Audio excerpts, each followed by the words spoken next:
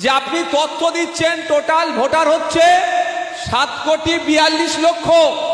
আমাদেরকে প্রশ্ন তুলতে হবে, নির্বাচন কমিশনকে জবাব চাইতে হবে, তার কাছ থেকে জবাব আপনাকেই দিতে হবে। যতটুকু খবর পাচ্ছি আমরা, বিহারে 7,42,00,000 ভোটার, আর খোঁজে নিয়ে দেখছি বিহারে ভোট দিয়েছে, বিহারে ভোটের সংখ্যা 7,45,00,000।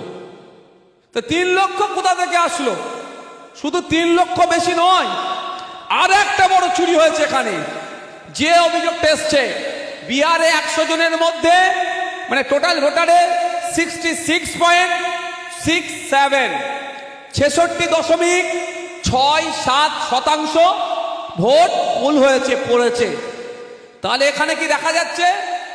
7,42,00,000 ভোটার ভোট দিয়েছে 7,45,00,000, আর ওরা তথ্য দিচ্ছে যে ভোট কাস্ট হয়েছে, পোল হয়েছে 66.67, মানে প্রায় 2.5 কোটি ভোটার এক্সট্রা ভোট দিয়েছে।